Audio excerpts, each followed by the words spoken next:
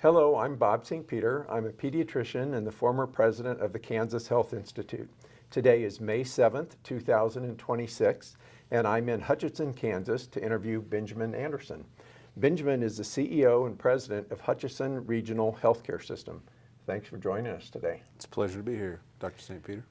This interview is part of the Kansas Oral History Project exploring health issues in Kansas. The Kansas Oral History Project is a nonprofit corporation that collects and preserves oral histories of Kansans. This series is supported by donations from generous individuals and a grant from the United Methodist Health Ministry Fund. Our videographer is former State Representative Dave Heineman.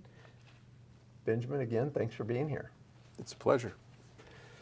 Just start by telling me a little bit about your story and how you ended up in Kansas. Yeah, I was born in the Bay Area, California, in a very diverse area, and moved to Sacramento as an adolescent, was there for several years. My family split up when I was a junior in high school, and my mom and brothers and I, we moved to Springfield, Missouri to live with some family, and that was my introduction to the Midwest. And so through that experience, unfortunately encountered some pretty intense poverty during that time. Yeah. And a lot of instability that I think even still inform my perspective around life and work and engagement in community today. But through that move was then ultimately admitted to Drury University, where I attended during that time. And now, I've heard a funny story about you and Drury, so you have to tell us that story. Okay, so you're referring to how I was admitted? Yes. So I had lost a semester's worth of grades with the way that my family split up. My mom wasn't in a good place at the time and had removed us from school, but really didn't check us out. And so I'd lost a semester of grades. It brought my cumulative GPA down considerably. And so I was not a competitive applicant for a competitive school like a private liberal arts school like Drury. And so I had applied to several state schools and was denied, not even waitlisted, just denied. You're not a fit here. You need to go elsewhere or don't go. And but I really wanted to go to Drury, and I knew that if we had removed our my second semester of my sophomore year grades, I was admittable. Right, my test scores and grades would have passed. And so I just started cold calling and knocking on the door of the admissions counselor, the vice president of admissions at the time. Was a guy named Chip Parker, and I just was knocking on his door and saying, "Hey, my name's Benjamin, and I really want to go to school here. What do I have to do to go to school here?" And initially he wasn't sure, and it took me probably 4 or 5 months of, I took the ACT and I wrote a convincing entrance paper statement telling my story and basically saying, if you let me in. And I remember the moment when I finally connected with him, and I realized just through his body language, he just said, "All right, man, like, we'll give you a shot." And then the next week, I got a letter in the mail, and it was one of the happiest days of my life. It was because it wasn't just getting admitted to a good school. There's financial aid, there was housing, there was food, and for the first time in years, I had everything I needed to thrive. Just by being on campus. And so it was an immediate step out of poverty and into stability just by being on campus and having access to the financial aid and scholarships we needed to make it go. And you, from what I remember, you did a great job there and actually were a speaker at graduation.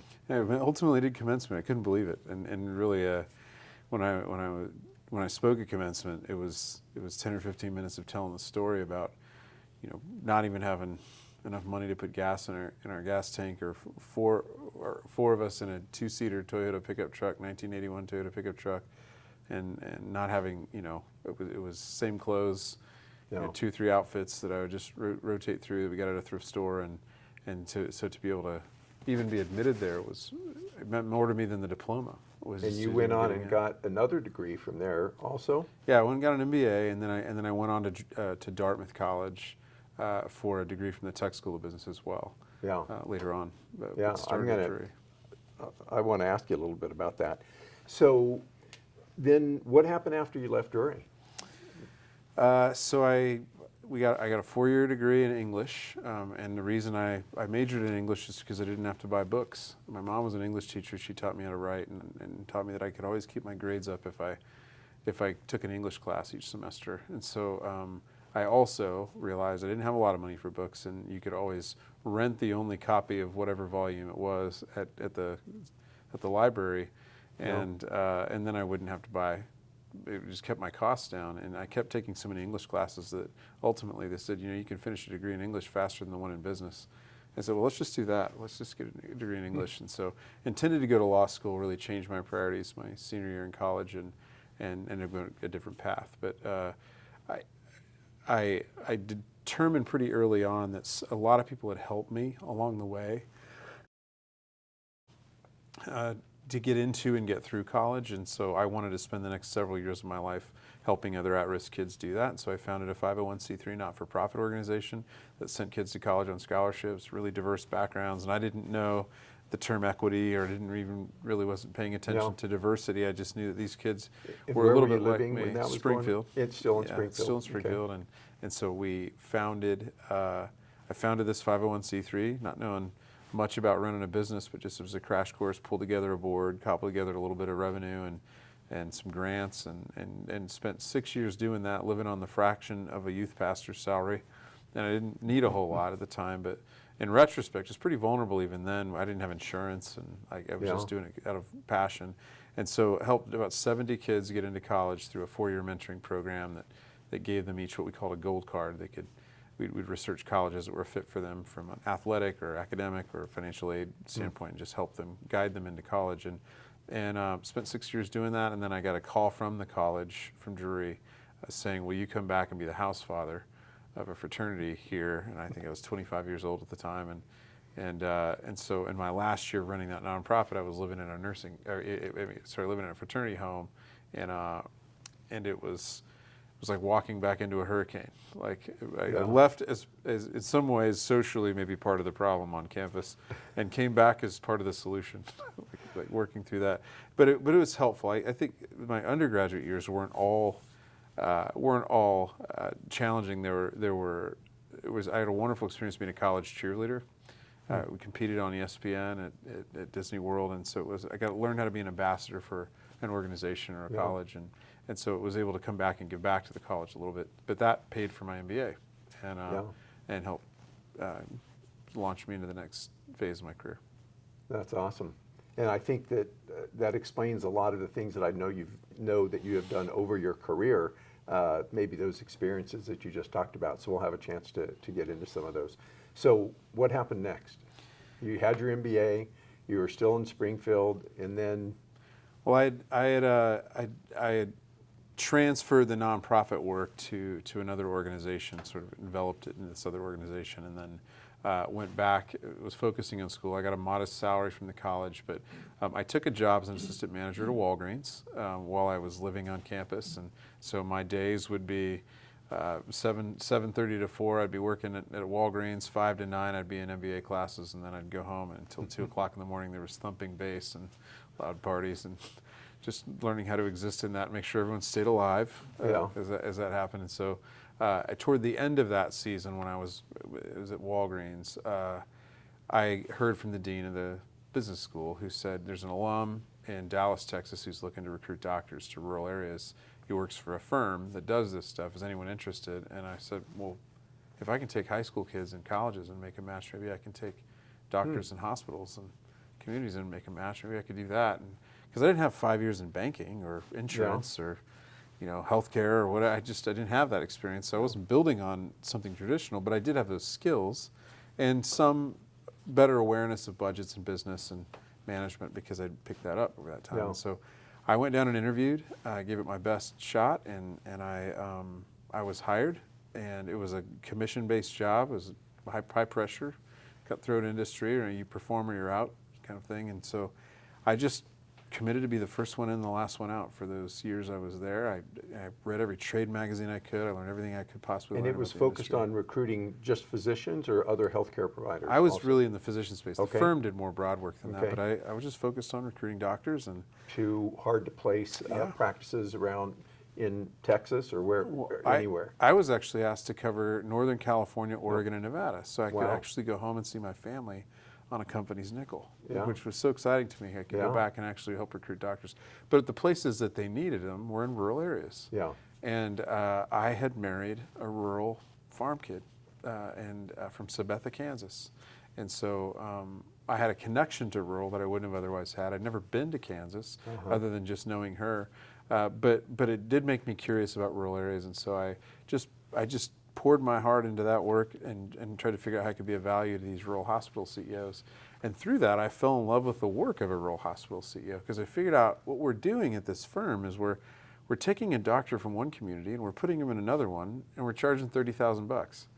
And ultimately, that's not gratifying. What we want to do, because these doctors were leaving for some reason and going to a place for another reason, and often it was burnout, it was moral injury, it was an unsustainable workload, it was culture, it was misaligned incentives, and so we're just pulling them out of an unhealthy place, and no guarantee that where they're going is any healthier. I wanted to be on the side that fixed that.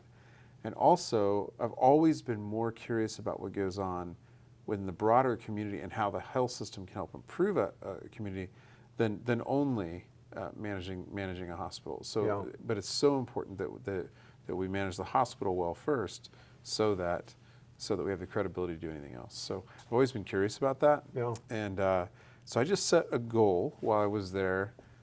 I think I want to be a rural hospital CEO. By the time I'm 40, at the time I was in my late 20s, so I want to do that by the time. So I just started cold calling rural hospital CEOs at 6:30 in the morning, a little bit like I called the VP admissions guy, and just said, my name's Benjamin. I'm a 29-year-old, 28-year-old MBA from Dallas, Texas. I want to be like you when I grow up. What do I do? And before 8 o'clock, their assistants weren't in there screening their calls, and they would pick up the call, and I was so surprised that every one of them would take that call, without exception. Yeah. They would either return the call or take it. And so it was Kansas that I called because I asked my wife, where do you want to live? And she said, the rectangular state in the middle is the center of the universe, if you didn't know that. And she's like a homing pigeon. It's like a magnetic force. She's going to get there. And she wanted to live there. I want to live with her. So I guess we're going there. So I Googled every hospital around all the areas where she had family, found the names of the CEOs and their phone numbers, and those are the people I called at 6:30 in the morning. I think that experience with poverty made me hungry because I didn't grow up in generational poverty. I encountered it as an adolescent and realized this is terrible. Like, I don't ever want to live like this again. Oh, and how fragile. It can vulnerable. be. Yeah. And so I just said, I'm never going to live like that again. I'm going to be the hungriest one in the room. And so I just started calling them, and one said, it was Maynard Alvarez in Topeka. It was the first one I called. And he said, I think joined the American College of Healthcare Executives and called Melissa Hungerford in the Kansas Hospital Association. Yeah. She worked there. And so I just called him. I called back the next day and said, hey, I did this, I paid my $150, I joined the ACHE, and I talked to these folks, and I just got advice from these guys, and they just said, we'll stay in touch. And then finally one guy named Ron Bender in Clay Center, Kansas at the time, emailed me a current report from the Kansas Hospital Association and said, there's an open position in Ashland, Kansas.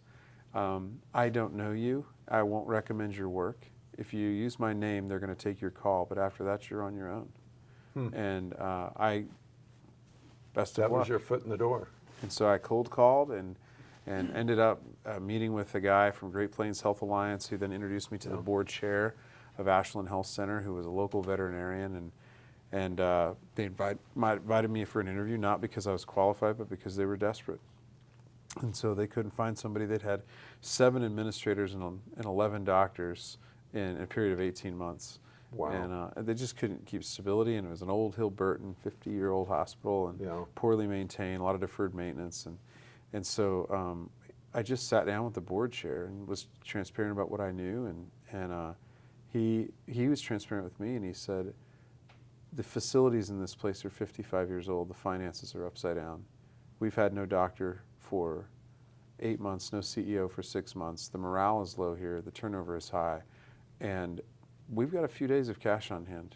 And if we lose this hospital, we're undoubtedly going to lose our school system. If we lose our school system, this town's gone.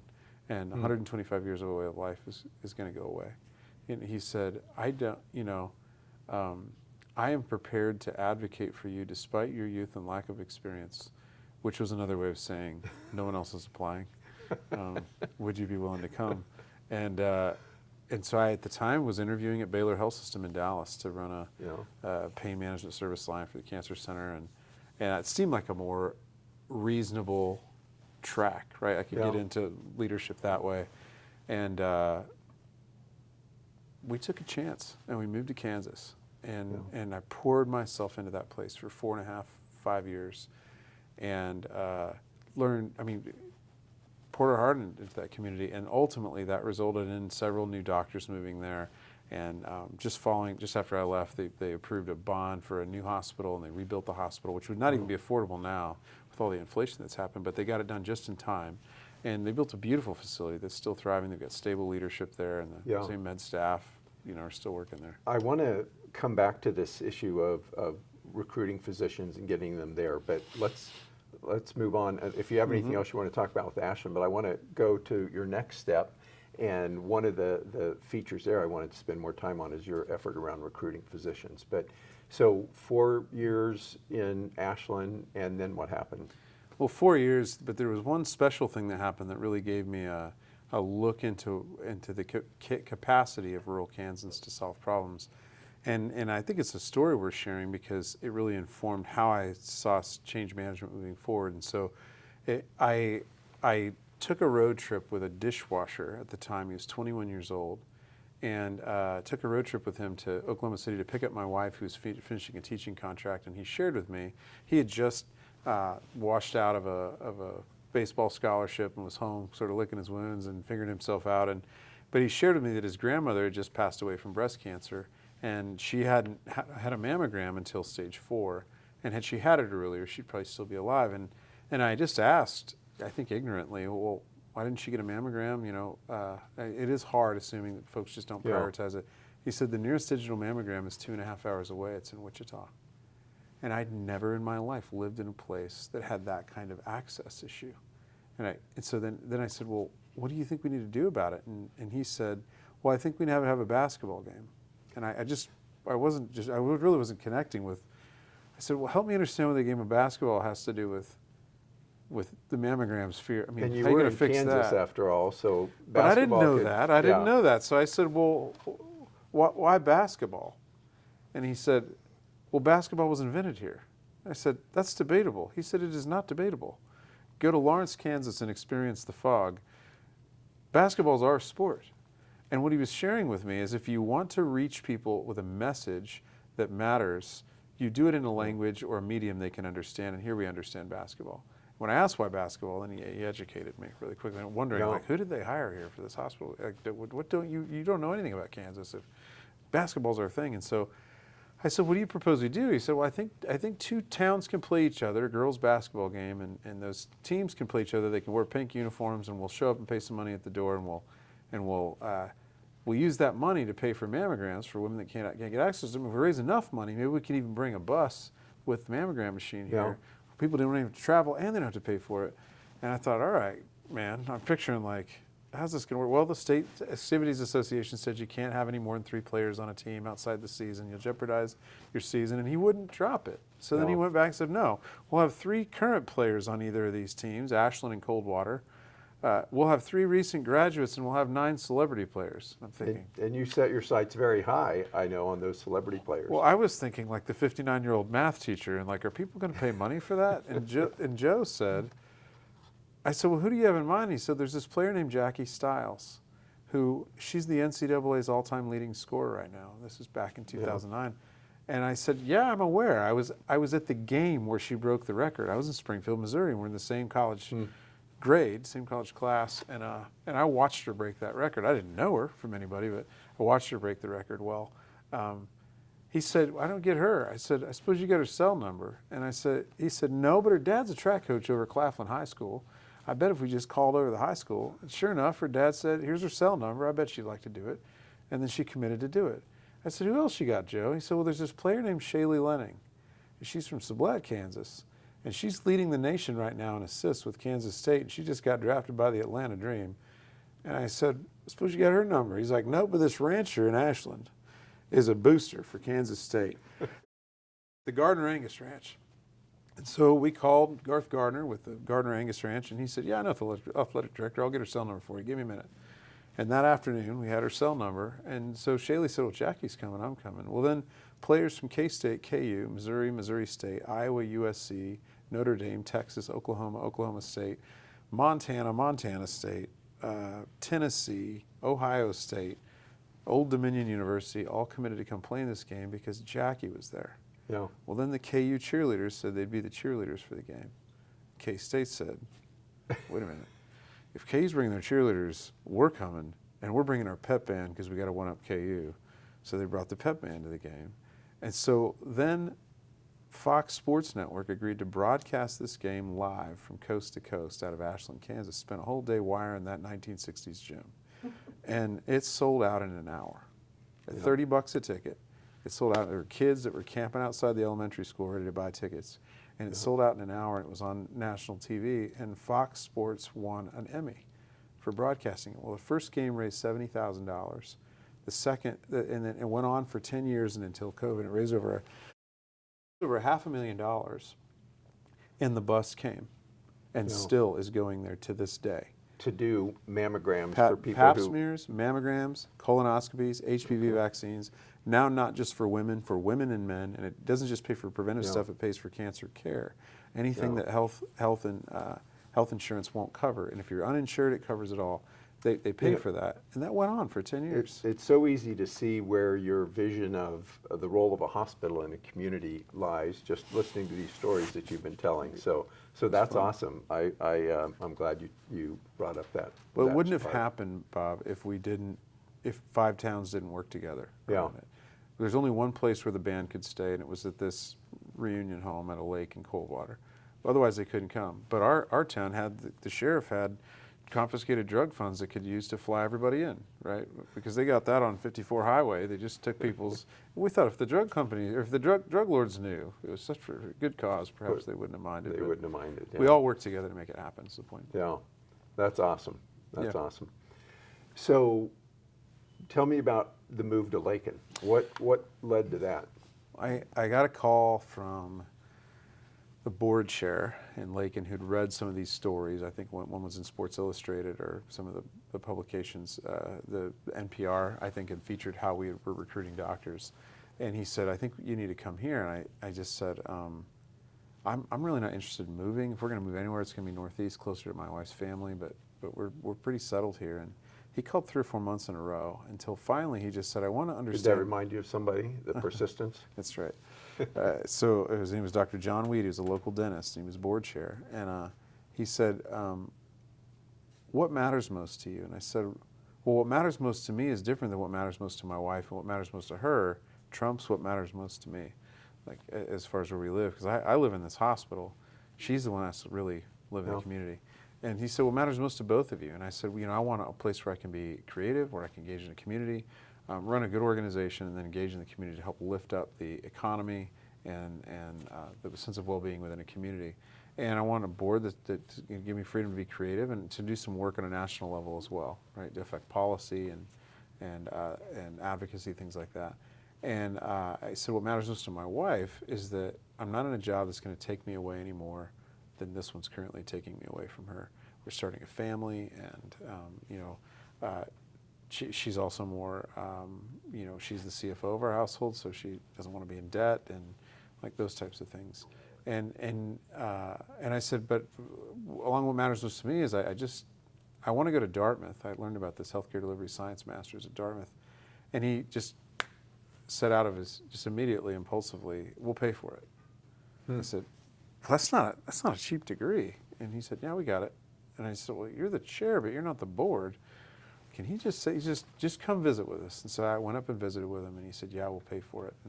And so that drew me there. And what also drew me to Lakin was it was 18 miles away from the world's largest beef packing plant. And there were people from 40 countries there. And when I was at Drury, I got a minor in global diversity. It was just when this concept was coming out in the 90s. And I'd been fascinated with other cultures and thought, it'd be really cool to work with those folks. And oh, by the way, they all have Blue Cross Blue Shield insurance, so we can find a sustainable way to work with them, but I really want to be in that plant. And so I moved there because I knew a few of the doctors that were there. I'd tried to recruit them to Ashland, and they reversed it and said, why don't you come work with us? So went to work there and just, again, poured my heart into that place over 6 years, and we saw a significant growth during that time period. Talking about the diversity of the community that you served there, talk about some of the innovative things that you did. And I heard you mention your Baylor roots that involved even reaching back to those Baylor roots to really do some in-depth work in the community around Lakin. And tell people that may not know, where is Lakin? And give them a general, how big, the county is like less than 2,500 people, right? Kearney County. The county's maybe 3,900 people, 2,200 people in the town. In the town. I didn't know this when I moved there, but it's the 10th most remote town in the United States, according to the Washington Post. That was not a contest I knew we were in. Longest distance from a major metropolitan area, is that driving distance to a city of 75,000 or more. Okay. And that was Pueblo. Was 3.5 hours away. Okay. 4.5 hours away is Wichita. 5 hours away is Denver, and that's where you could go to the shopping malls, Wichita or Denver, and so it was very, very remote. And we would say sometimes we're right next to absolutely nothing. Yeah. Yet it had this incredible diversity of people from around the world. It was a collision of geographic diversity and cultural diversity, geographic isolation, cultural diversity. So talk about some of the things you did to understand that community, particularly the immigrants and working at the meatpacking plant. Yeah, well, I was at Dartmouth. I was profoundly influenced by a teacher. Just to say this, you did an executive program, so you didn't leave the hospital for an extended period of time. You were doing this over a few weeks at a time. Yeah, a few weeks at a time over 2 years. I would go there, and it was design executive ed. I highly recommend it. The program is still in existence today. You took a group of us out to Dartmouth one time to visit the program. That's right. It was years ago. And since probably sent 30 people through that program, just encouraging them to go. But one of the things I learned was I was profoundly influenced by a woman you met when you were there, and her name was Elizabeth Teisberg. We had dinner with her. And I remember a doctor from Beloit, Kansas, and we were in this conversation where we were talking about, how folks in Washington make decisions that don't make sense for rural Kansas. And she said, this doctor was particularly saying, they don't know rural, and the lesson we took away from it is, so they don't, so teach them. Pick one meaningful thing to measure that brings about meaningful change, lowers costs, improves outcomes, and show them how you did it, and they will run to you.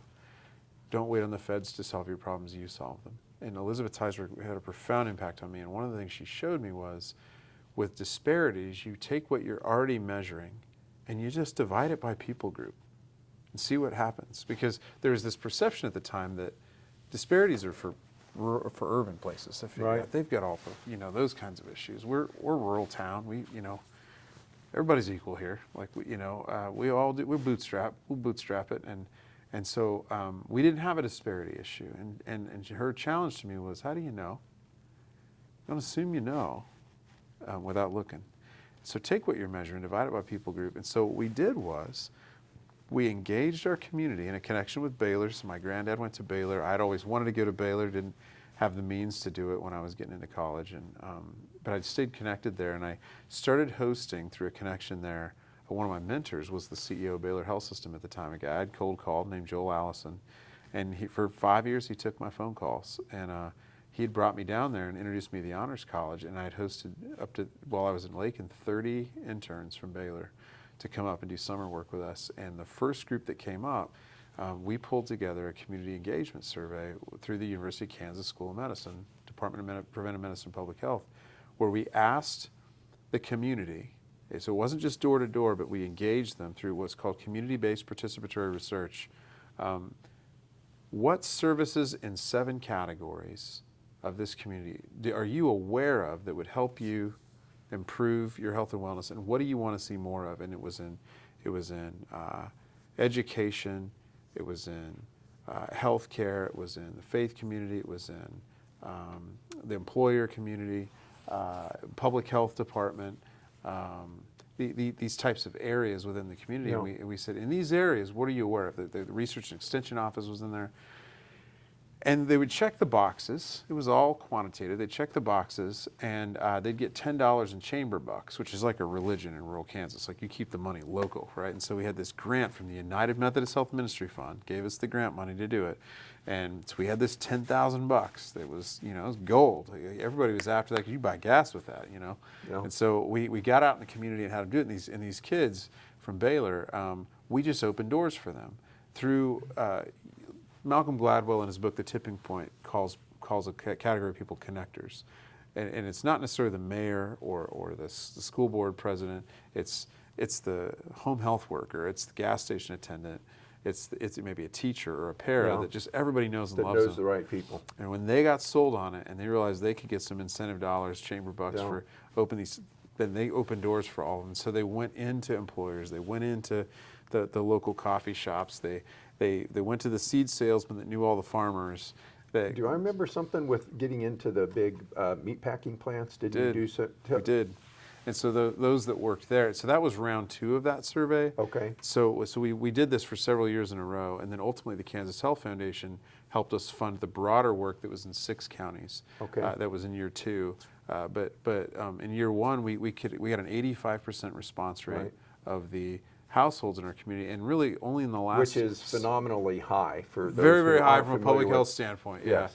Yeah, 85%, and there was less than a 5% duplicate rate, because we had a map literally, and there were pins in the house, every home that we'd covered because you had a separate, because it was anonymous. So you had the survey that went in one envelope, you had the address that went in another, and the address could track that you'd gotten it, but you knew there was a separate thing. And you saw some areas that didn't have a lot of representation. And so we went in, and what we figured out was, hey, we can't get into these neighborhoods because their pit bulls are in front of the trailer houses. But we figured out, we know where they work. They work at Tyson. And so Tyson allowed us to go into the plant and pull people off the line on the clock. Yeah.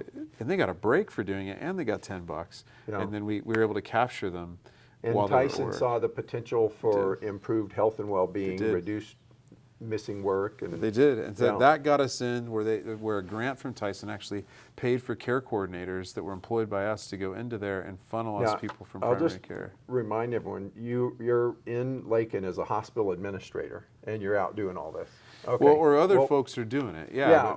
But you're encouraging it.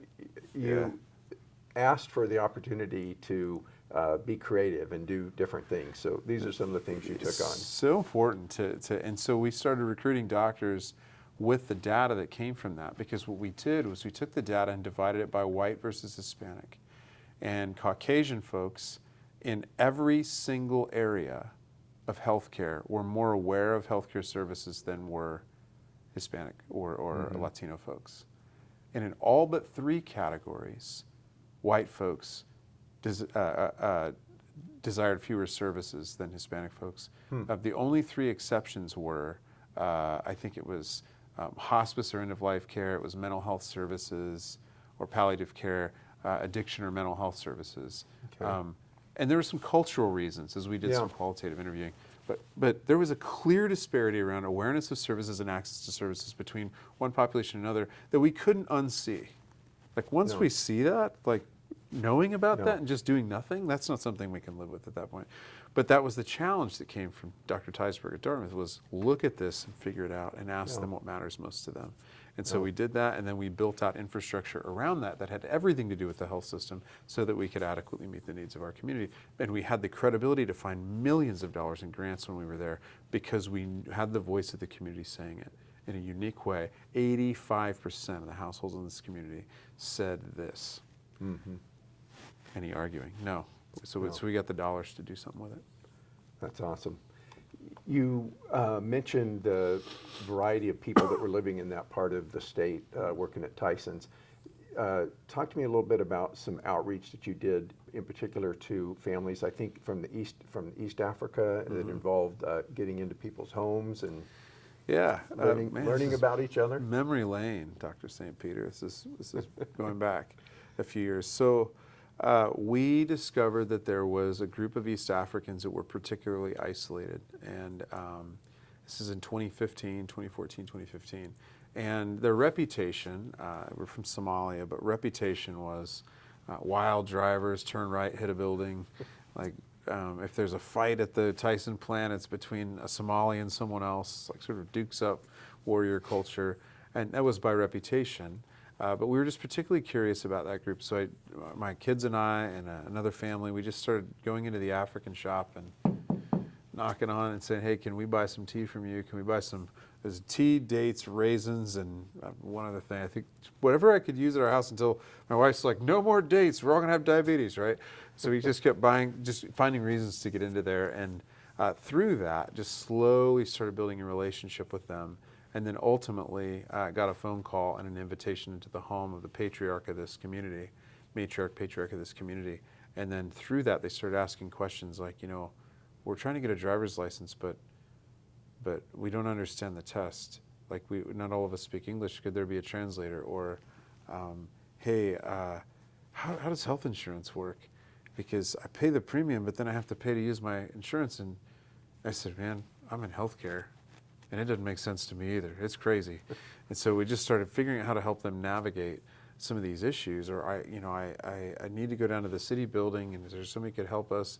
Because they're saying that we're not our African store is not an industrial thing. It's a commercial thing. An industrial, I don't understand. Can you help us? And so ultimately, we were invited into their most vulnerable moment when the city was trying to rezone an area and boot out this watering hole for the Somali community. We were able to go in and advocate, and in a 3-2 vote, the city commission or the council voted to keep them there and make an exception for them. And so I think that built inroads into there and some trust. And so then that led to this idea of a Guess Who's Coming to Dinner series where Baylor students helped us do that. And we had local people that were willing to open their homes for somebody from somewhere else. And then they would reciprocate a few weeks later. And so you'd got ranchers that were kicking off their boots and sitting cross-legged on the floor of a Somali home eating goat meat and rice. And at the same time, these Somali folks just terrified were going into this rancher's home in the middle of nowhere wondering, like, are we in the right place? And you'd have an advocate going with you. But it turns out that's really hard work to do.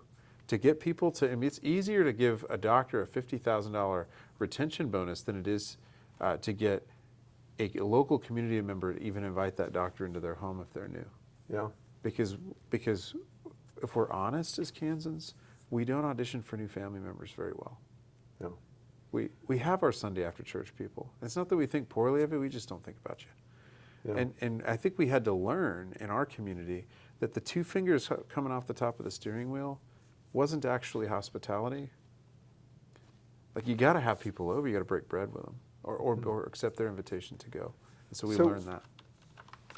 Wonderful stories. Tell me what the return, the value of this to the hospital in Kearney County. We saw a 60% increase in primary care visits during this season.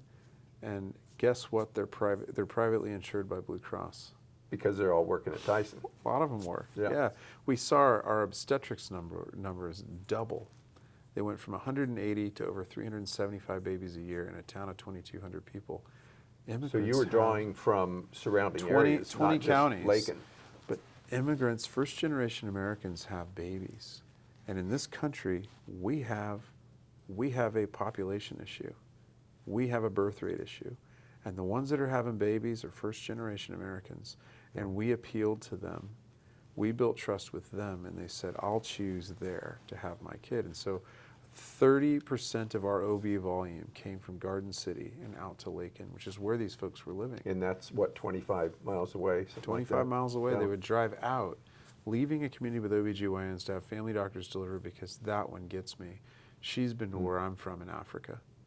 I want to go. I want to go see her. So what was the reaction to your other patients in the clinic and the hospital to see this shift in maybe the tone of the skin of people coming into the parking lot? It was mixed. I mean, because there's not active racism. It's very much passive.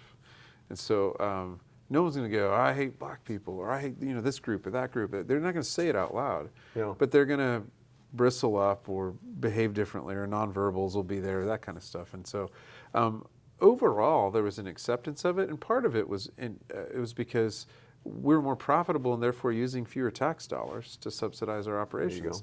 And that's a religion of its own, right? Is that. And so we were using fewer tax dollars than we were since 1991, and we were as profitable or more profitable than we were since 1991. But it was all driven by this services, new growth. Getting out into the community. Maternal fetal medicine was flying in to do that. We had urology flying in, a GYN surgeon flying. So we had better access locally because of this. And we knew that for obstetrics, for example, if you're going to do OB, you need to do it really well. And to do it really well, you need to do it often. And half of the volume of our OB came from these first-generation Americans. And so they're saying, okay, and so it really sums up with a conversation I had with a 30-something-year-old city council member as I was departing and moving on to Denver, was, look, I know what you're doing with all this stuff, is what he said. He said, you know, bringing all these immigrants and refugees and whatever, I'll tell you where I am with it. As long as I can get into my doctor in a timely way, I get my bill in a timely way and I can understand it, and the place isn't using any more tax money, knock yourself out with it. Spare me all the buzzwords. I don't care about all that stuff. You want to do that stuff? Fine, as long as it doesn't affect me. And I took that not as an insult, but an invitation. If that's all you're saying we got to do to get this done for these folks and for everybody in the community, that's exactly what I'm about. I want you to be able to get into your doctor in a timely way, understand your bill, you know, and get good care. All that can be done, and we can care for these people at the same time. And that was the invitation by the community to get it done. So getting timely care and getting in to see your doctor requires having doctors. Tell us a little bit about some of the innovative things that you did around recruiting physicians to very sparsely populated part of the state. Yeah, I've got a father-in-law who is a brilliant ag business guy.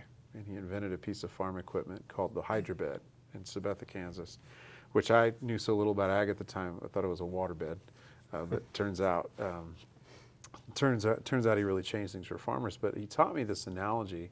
It was through the United States Department of Agriculture, called the 4 Principles of Soil Health, which are maximize living roots, minimize disturbance, maximize biodiversity, and maximize soil cover.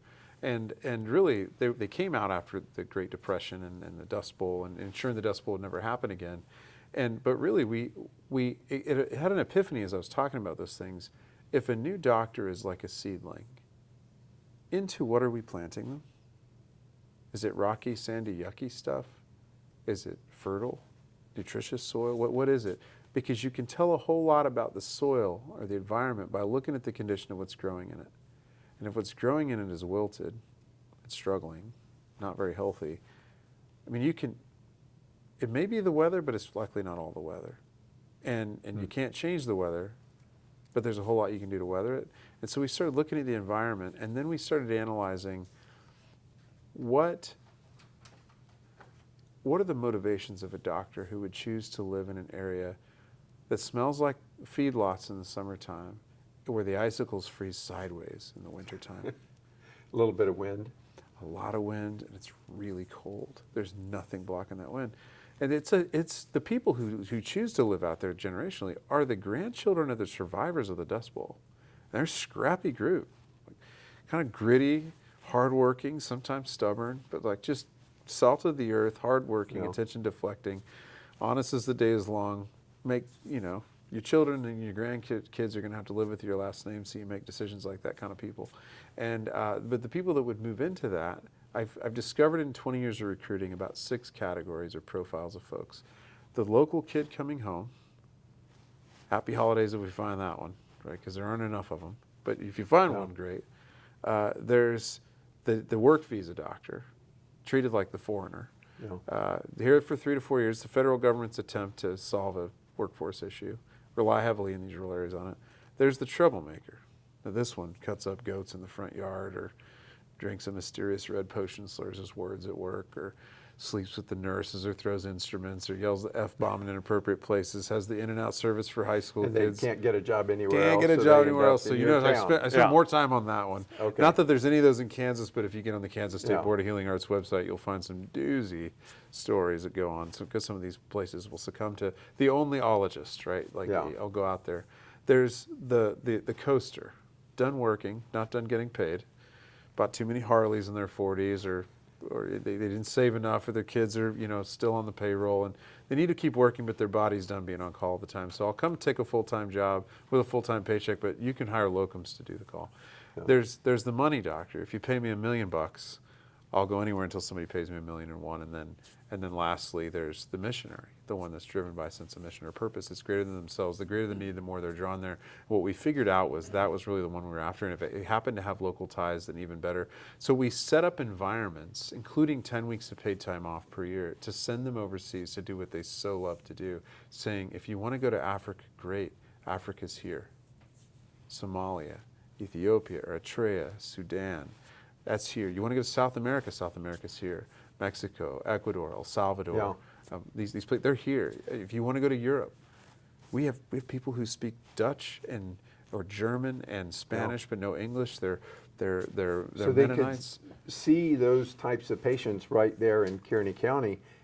But you also created the opportunity for them to be able to continue doing international missionary work. That's right, and going there. And in fact, I went to Somalia in 2016 with a refugee living in Garden City, Kansas, from Somalia.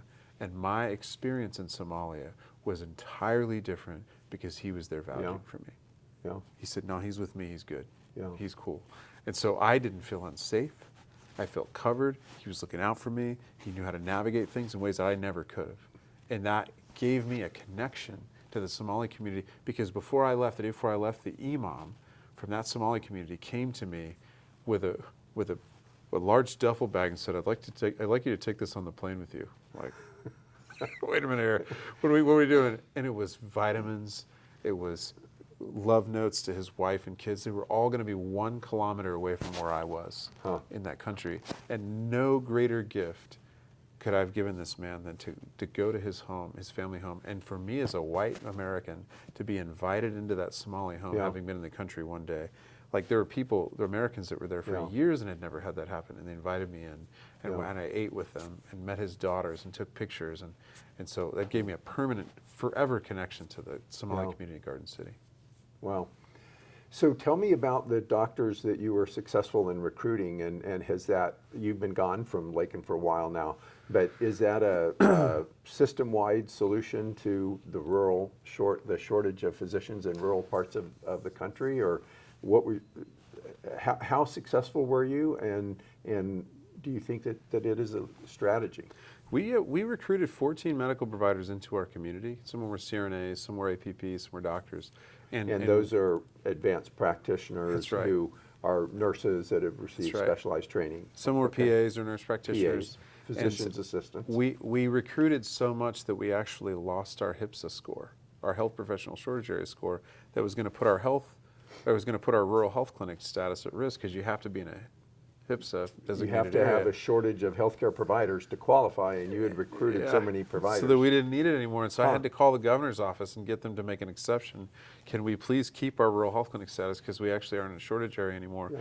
But you we're were serving also this region, serving a larger 20-county geographic area. Yeah. And so then we started getting more doctors that wanted to work there than we had the ability to hire, and so we started helping our Southwest Kansas neighboring hospitals recruit the same way, by recruiting in bulk and bringing these large numbers of providers there, saying, how would you like to practice with your friends and near your friends? And if you don't want to practice OB, you can go to Satana. And if you do want to practice OB, you can go to Lakin.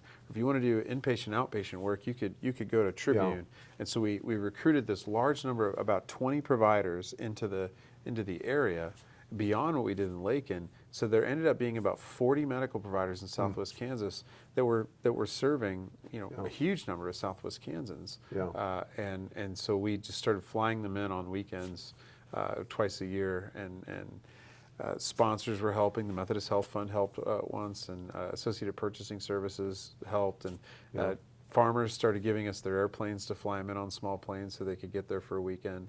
And we just started coordinating those efforts, similar to the basketball game, because we could do more together. And we couldn't have done that as one community, but we could do it as a region. Wow.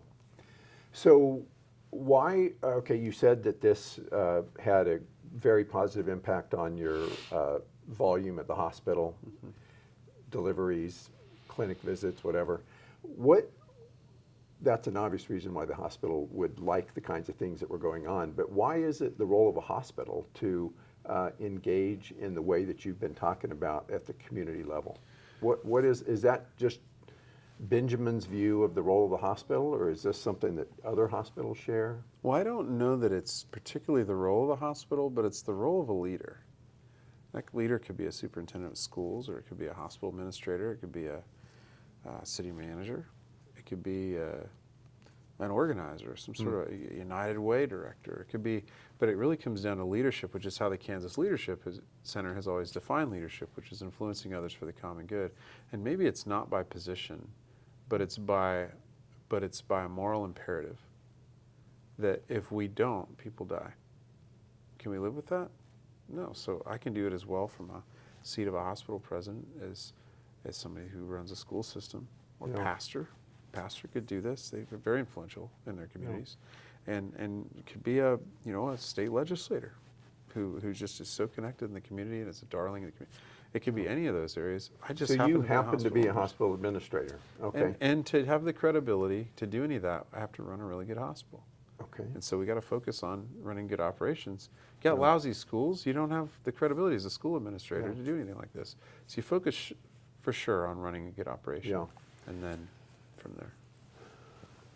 I have a lot more I want to cover with you. Let me keep moving on here. So this experience in Lakin, you were there 6, 7 years? How long were you there? 6.5 years. 6.5 years. And then you ended up making a move that surprised many of us who knew you, I think, to Denver to work for the Colorado Hospital Association, still focusing on your priority of rural health and your role there. But tell me a little bit about why that move occurred. We went from 0 to 4 children in 22 months. We adopted a pair of kids, pregnant right after that, and then the birth mother of the first 2 called, saying I'm pregnant with 1 more. All came to us within 22 months. And one of them had some pretty significant special needs. Epilepsy, some behavioral health stuff, and when we needed to be near Children's Hospital, Colorado. And so I was struggling in school, and we weren't thriving. And we could fix medical care, but I couldn't fix the IEP issue in a school system. Like the special types of accommodations and services and supports that help kids like your son. The individual education plan. Couldn't fix that, and the access to resources there.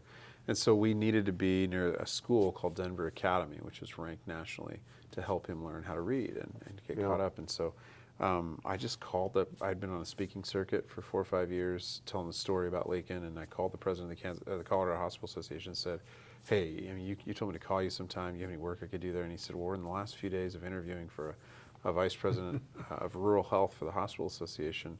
Would you consider that? And so I went up there and interviewed for that, and the following week just made an announcement we're going to go, and we're going to do that. So we moved there, and ultimately our son ended up getting neurosurgery and had a piece of his lesion in his brain removed, and the seizures have stopped.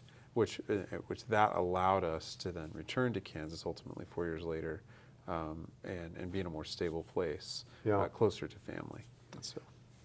Wow, that's it. So both, I'm imagining there are parts of that story, both as a hospital administrator and a father, trying to get services for a child living in rural parts of a state. Tell me, has that how did your experiences inform the way that you guys dealt with that? I certainly did. I mean, I was on the outside of healthcare when I was an adolescent. And I always promised if I could ever get an education, if I could ever end up in a position of influence, if I could ever change that in some way, I would spend the rest of my life sending the elevator back down, if I could ever get out of that.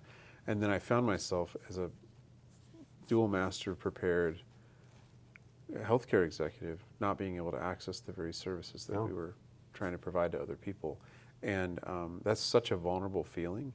And there have been crucial moments in our family's journey where we were being told, no, you can't have access to the IDD waiver. No, you can't get access to residential treatment for your kid. No, you can't get access to inpatient psychiatric and neurological care within a health system, because those 2 departments don't talk to each other, that I had to leverage professional connections to get access to what we needed. That the average person would No. never have the capacity to do. And that, to me, in 2025 is unconscionable. And yet I did it. I did it because you do anything for your kid. Yeah. And it was a reminder to me that there is decades more work that needs to be done to ensure that the foster kid gets the same opportunity as our kid. Had he not been adopted, he'd be dead. No question to me. And that doesn't make us heroes. That highlights the injustice in the system. And no one's trying to do that to each other. I mean, but we have these things about our system that we have to fix and change. And so that certainly, there have been several really crucial moments that it could have destroyed our family had we not been able to access to services. We were just at our end. And I mean, in my last year in Colorado, we spent more on the care of our son, than the average family income in Colorado. Just on trying to get him the care he needed because insurance doesn't pay, and it was so much. And so thinking, heaven's sakes, if we couldn't, and we were rationing care at that time. As a healthcare executive, we were rationing care because we couldn't afford any more. And so we have so much work to do around making sure healthcare is affordable for people and accessible to people, and it actually helps them improve their health and make them better. Well, again, I'm hearing a lot of explanation for the passion and the energy that you've shown in the time that you've been here in our state. But let me ask quickly about your time in Colorado. Did you, and I know you have done a lot of work nationally, how is Kansas different than other states from a rural health perspective, or are we kind of like other states and nothing that stands out? Any particular challenges or opportunities that you can see? So the 4 years I spent, I was in every rural Colorado community that had a hospital. All 43 of those, that was my tribe. I knew them well, they knew my kids, like I spent time with them and got to see, there were three really different versions of Colorado, or rural Colorado. There was the mountainous west, there was the plains, which is essentially far, far west Kansas, right? The eastern plains. And then there's these resort communities, Vail and Frisco and Glenwood Springs and those areas. So there's three different rurals in Colorado, and they all had very different demographics, but they all had access issues. But the difference was Colorado had expanded Medicaid. So if a rural hospital closes in Colorado, someone did something stupid. I mean, there's enough money, they're fine. Unless they mess up their revenue cycle, they're paying doctors too much, their board has dysfunction, they can't keep an administrator, those types of things. But that's operational, and Kansas doesn't have those safety nets.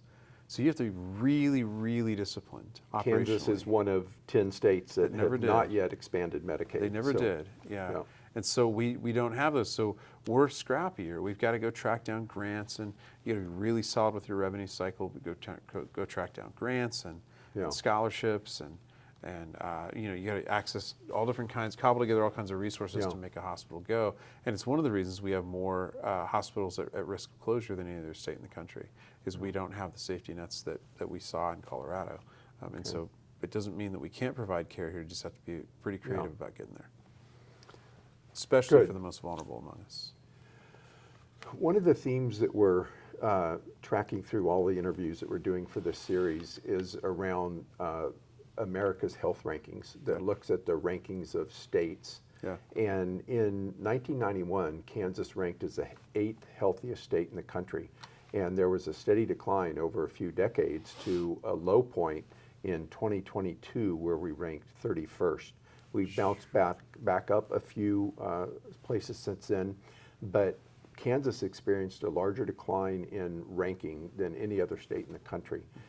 You were working in Kansas, I was working in Kansas over a lot of that period of time. What do you think are some of the things that help? And again, health didn't get worse in Kansas. It's that our relative ranking compared to other states were making more progress quicker than we were. So our relative ranking declined. What are some of the reasons that you think might explain that? Well, first, it's just we have to stop and just sit in that for a minute, that average becomes aspirational. Like, we're below average. Like, what are we doing here? And what are all of our efforts come to. I had a long conversation with Ed O'Malley with the Kansas Health Foundation about this exact subject, because upward mobility is such a, and the rankings themselves are so important to the Kansas Health Foundation. We, in this community, in Hutchinson, 40% of our population are what are considered ALICE families, which are access limited, income constrained, and employed. Okay. These are working people. And we live in a country where we've, for 250 years, believed you work hard, you got to be able to make it here. Whether you're first generation or 10th generation American, you got to be able to make it here with hard work. Like, and hard work's good for the human soul. Anything that disincentivizes it's not good for the person. It's not good for society. We work hard here, but we have people who are keeping that vow, keeping that promise, staying with that, and they're not making it. They don't have insurance, and their food insecurity, and their kids don't have coats and things like that. So we have these infrastructure issues that have existed. I think it's complex, Dr. St. Peter, and I think from 2008 to 2016, we had a very urban-focused administration that didn't intend to hurt rural people, but over and over there were policies that were sort of put on top of rural states that didn't necessarily benefit rural states. So that's You're talking about a federal at a federal level. Okay. Yeah. I think that's a portion of it. I think there's been some natural population shifting that's happened. Folks have left rural areas looking for opportunities in urban areas. I think technology has affected that. Culturally, kids aren't living as close to their parents anymore.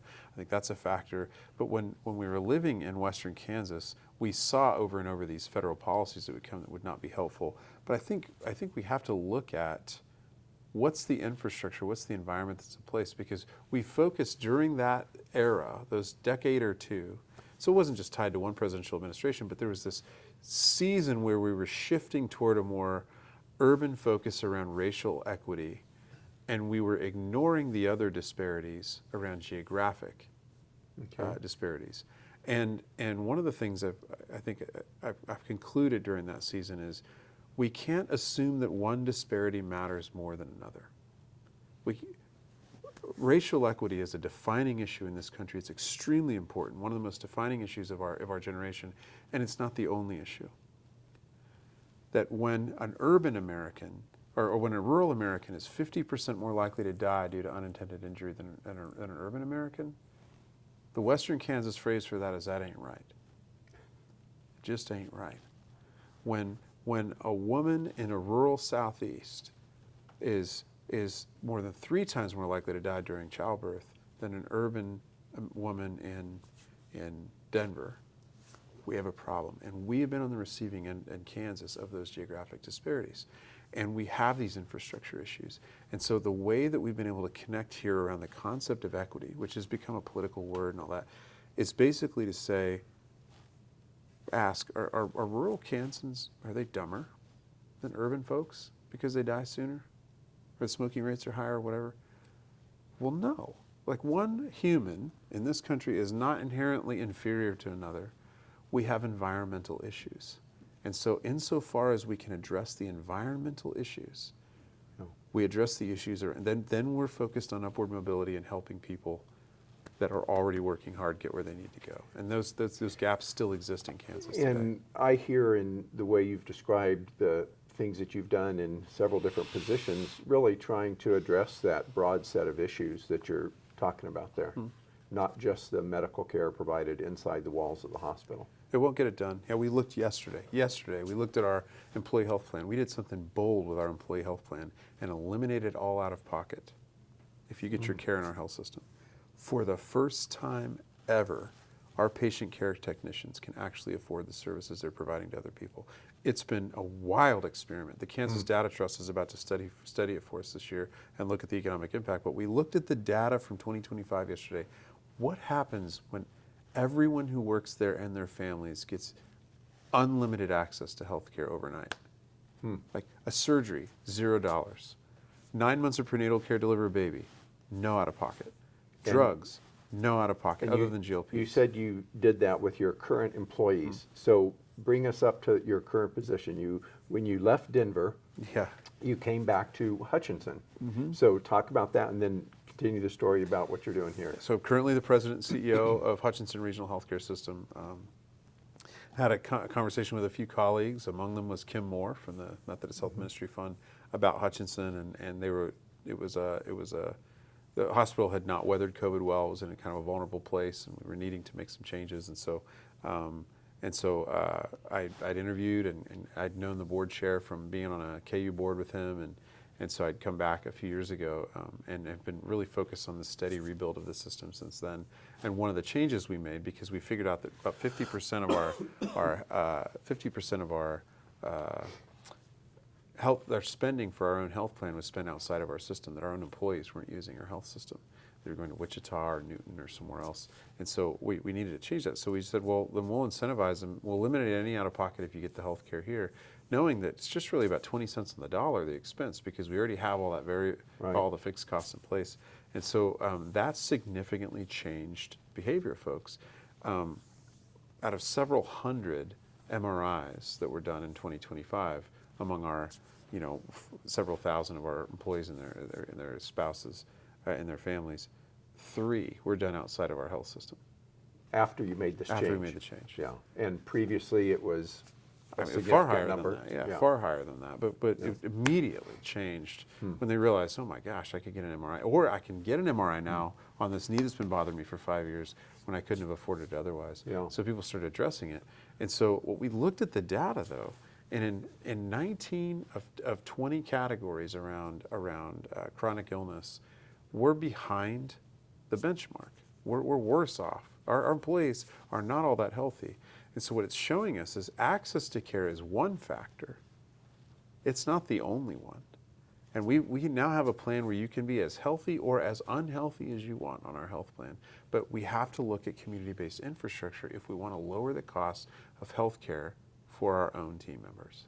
Yeah. Which means, do they have a place to walk? Enter the new YMCA across the street. Do they have enough food?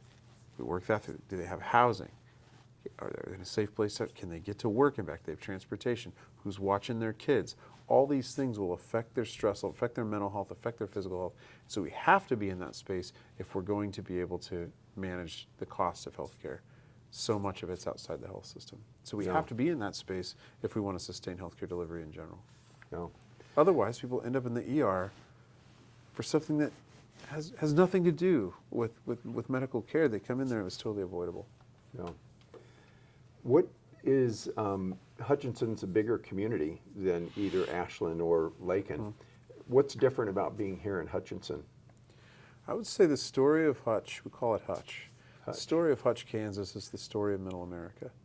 There's a little bit of everything you'll find in the middle of America here, and it's perhaps no coincidence that we're 100 miles from the geographic center of the United States. Yeah. We're in the middle of it all, and there's a college here, there's public schools, there's private schools, there's tourism with the Cosmosphere and the Salt Museum, there's a world-renowned golf course here, and 3 miles away from that golf course there's extreme poverty, and that exists in the same community.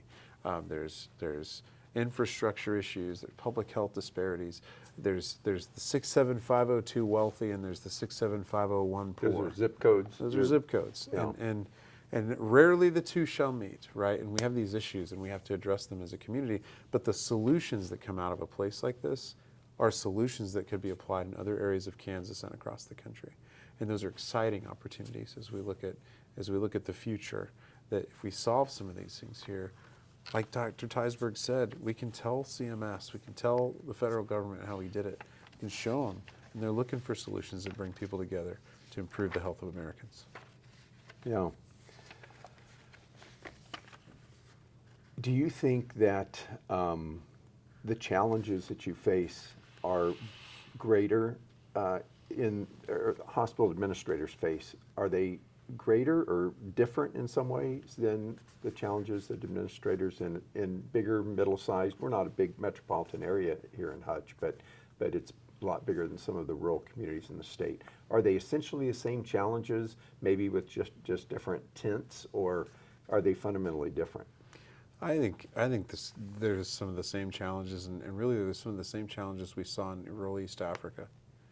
And we might even have more in common with the folks in rural East Africa and rural Kansas than we do, say, with Dallas, Texas, or Boston, Massachusetts. But ultimately, people are people, and we want the same stuff. Yeah. We want security for our families. We want economic opportunity. We want the chance to be educated, be able to work hard and make it. And so, insofar as we're willing to get folks together to solve those problems, we'll end up in a better place.